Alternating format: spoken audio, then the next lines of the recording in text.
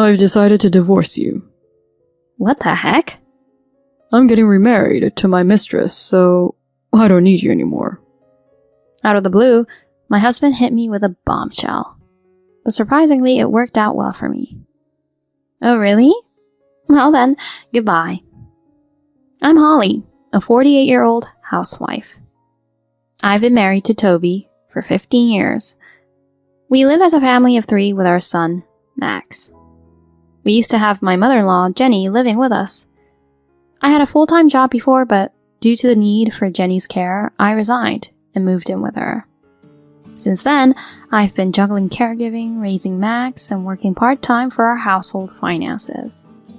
It's been super busy every single day. Time has flown by in a hectic blur.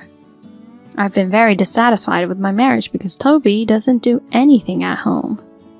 He's dumped everything on me. Even though I've never had an experience with caregiving, he left me to take care of Jenny, who required an intermediate level of care, on top of handling our son and doing all the housework. Not only that, he often adopts a high-handed attitude. Hey, clothes are all scattered all over the place. Oh, sorry about that. Max threw them around. Then pick them up right away, or scold him, make him pick them up.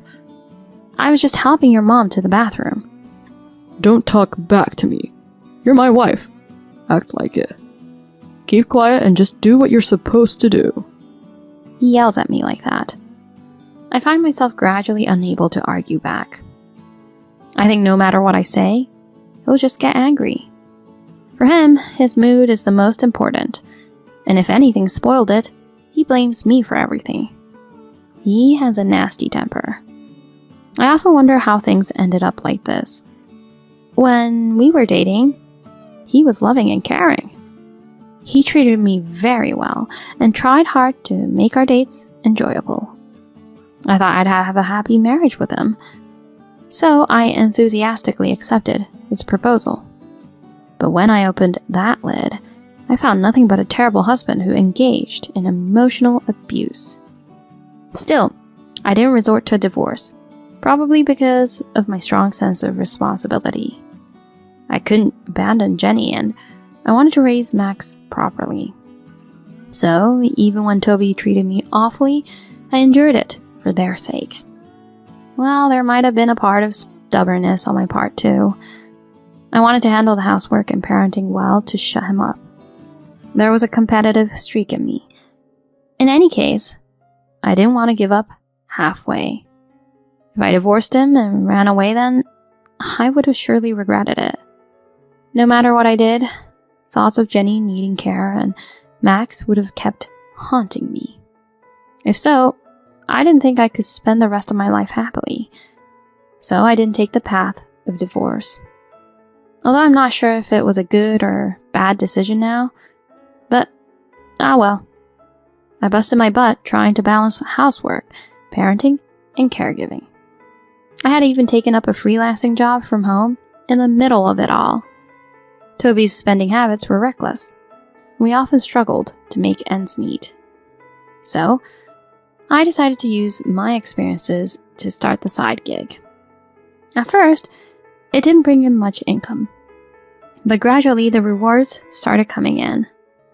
I realized I could still do anything if I set my mind to it. I had even busier days after that. Jenny's health kept declining and she needed more and more assistance. That meant I had to be by her side for many things she couldn't do alone. Not just bathroom stuff, but even eating was becoming a challenge for her. So I cut the food into small pieces, and then I fed her. Toby didn't even react to it at all. Rather, he seemed to be avoiding his own mother. Don't let Mom be in the living room while I'm eating. It ruins my mood. How dare you say such a thing? She's your mother. Once she's like that, she's not my mom anymore. Anyway, take care of her out of my sight. He often came up with such selfish and unreasonable demands. On weekends, he always went out drinking, coming home completely wasted. He was loud, high-spirited, and reeked of booze, and honestly, it was a real hassle.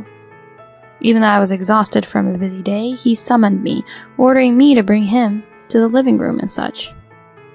Even if I ignored him, he kept yelling, so I had no choice but to obey. That kind of thing happened all the time. It felt like I had another big child besides Max. Other than that, whenever he was in a bad mood, he immediately started berating me. You're too plain, you know? You've abandoned being a woman. It's terrible. Can't you try a bit harder? Why did he need to say such a thing? I didn't have time or money for myself. And that was all because he didn't do anything and splurged for himself. Buying expensive clothes, cars, you name it. And I was always stressed about it. In that situation, I couldn't afford any luxuries. And even if I could, I didn't even have time to do something for myself. I wondered if he didn't understand that or if he was intentionally making snide remarks, but either way, I thought he was a jerk. I swore to myself that I was going to give him a piece of my mind one day.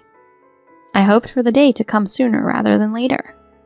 Then I told myself to responsibly take care of Jenny until the end. I was pushing through with a rebellious spirit against Toby and a sense of responsibility for caregiving and parenting. Still, the tough times outweighed the good. While Max was growing up just fine, seeing how Toby was treating me, he started acting out against me. Hey, old lady. I have a field trip tomorrow, so give me some money. Who are you speaking to? Don't call me old lady. Shut up. Just do what you're told. Yep, totally the same tone as his dad. I couldn't stand being spoken to like that by my son. And most importantly, I was concerned about him growing up with that kind of language from a young age. Max, you need to use more polite language. When you grow up, you're gonna face some struggles yourself, you know. Ugh. Don't lecture me, old lady. I'm telling you to stop that. No matter how much he rebelled against me, I tried my best to straighten him up. But he seemed to be heavily influenced by his dad. He never cleaned up the dishes after eating, just like Toby, and he always played games instead of studying. No matter what I said, he kept up with a rebellious attitude. When he entered middle school, puberty hit, making it even harder to relate.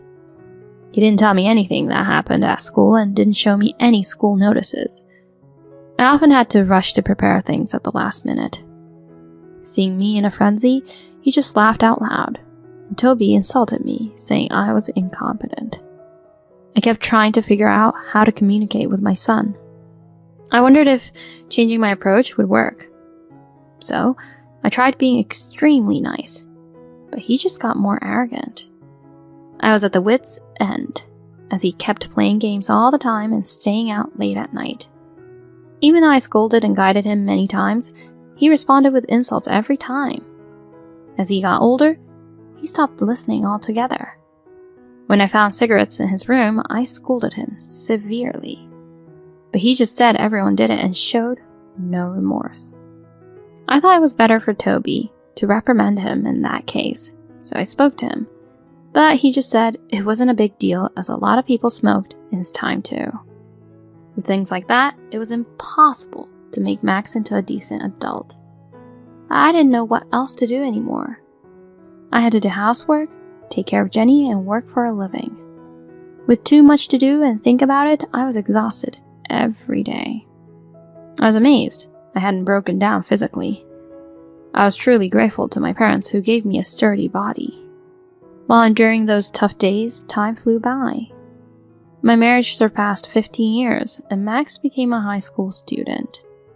Then, Jenny fell ill and required hospitalization. I visited her every day. Just the removal of caregiving reduced physical exhaustion significantly, so honestly, it was a relief. Nevertheless, I had decided to take care of her until the end, so I faithfully went to see her at the hospital.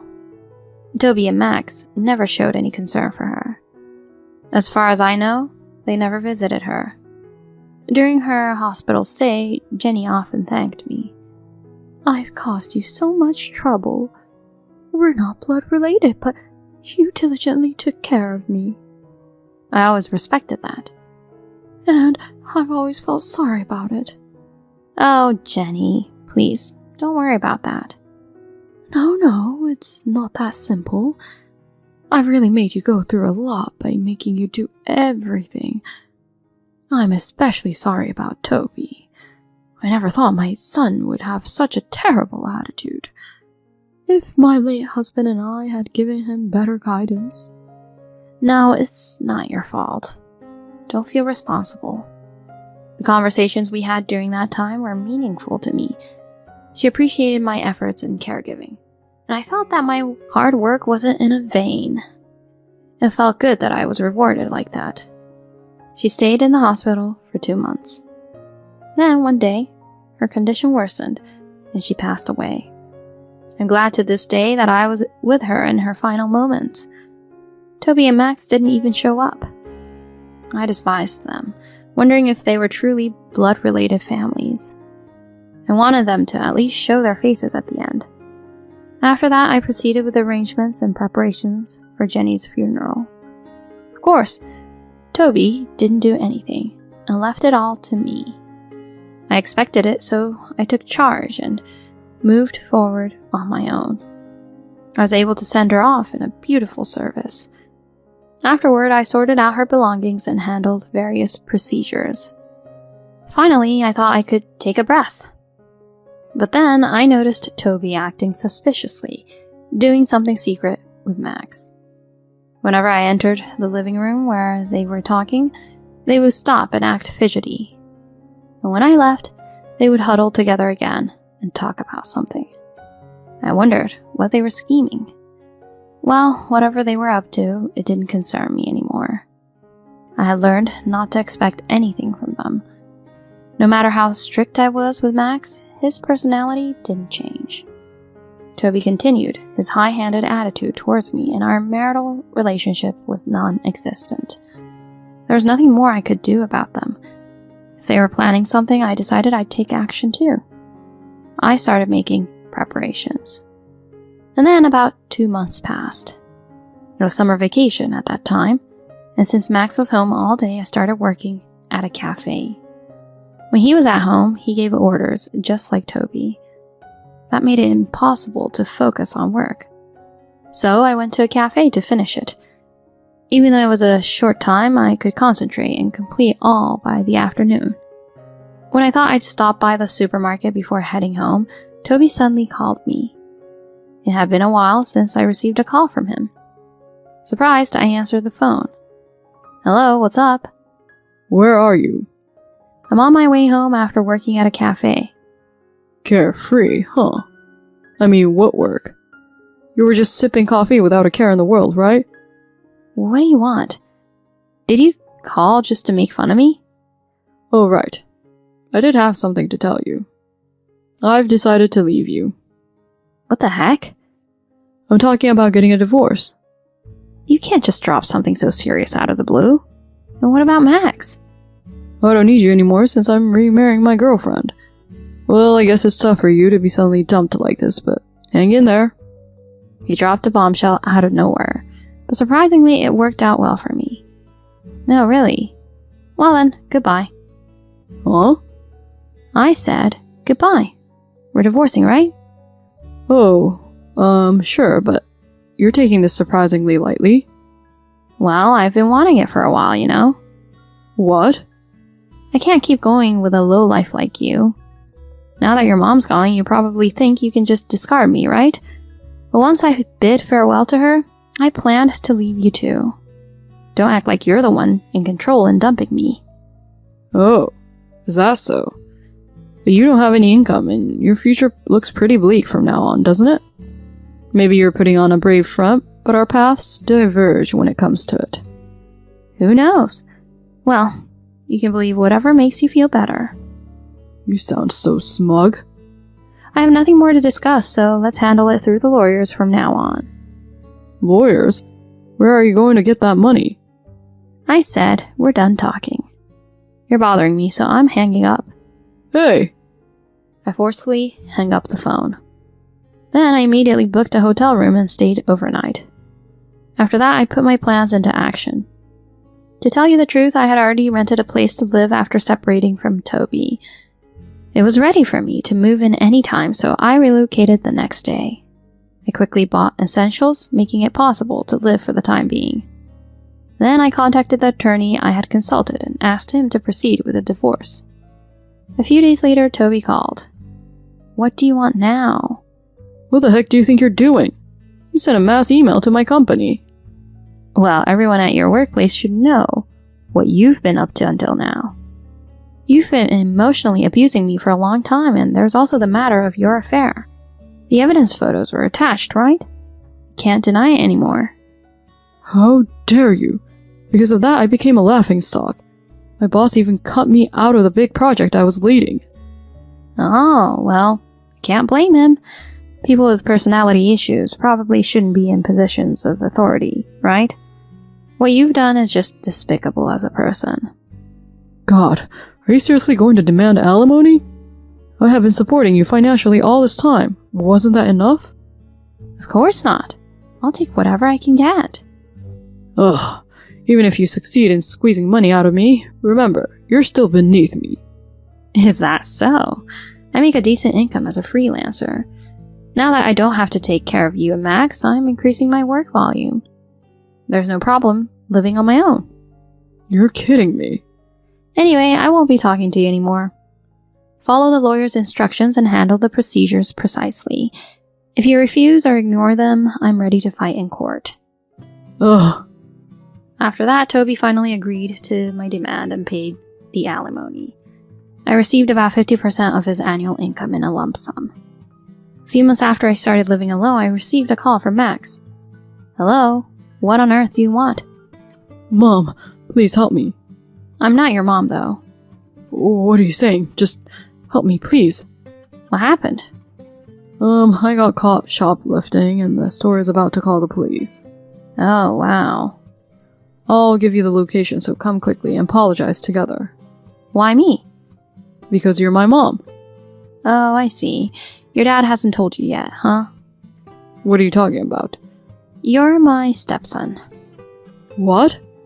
When you were 1 year old, your dad and I got married, so we're not biologically related. You're a stranger to me now that I'm not with your dad. No way. He was left speechless upon learning the unexpected truth. Well then, why not ask your mom-to-be for help? A young and cute girlfriend of your dad. Ugh, that woman just lazes around at home all day and goes out having fun without paying any attention to me. So I can only rely on you, Mom. I see. Well, too bad for you. I don't want anything to do with you anymore. You should just accept the consequences and obey what the officers tell you, okay? What? No, please, help me. Nope. Bye. I hung up and blocked any further calls. Later, I found out from Toby's relatives that Max was taken to the police station. He was also investigated at school and ended up getting expelled for various reasons, including being caught smoking. He became a shut-in, and he and his new mom-to-be constantly fought. She apparently couldn't handle the situation and eventually left the house. Toby's now single, taking care of a son who does nothing, and stays at home, all while facing cold glares at work as the abusive cheater. It's a tough situation, but he brought it on himself. On the flip side, I'm enjoying my comfortable new life. Work is coming in steadily, income is growing, and life is pretty easy. I'll keep working hard, build up some assets, and occasionally treat myself to a bit of luxury. I'm planning to live a fulfilling life from here on out.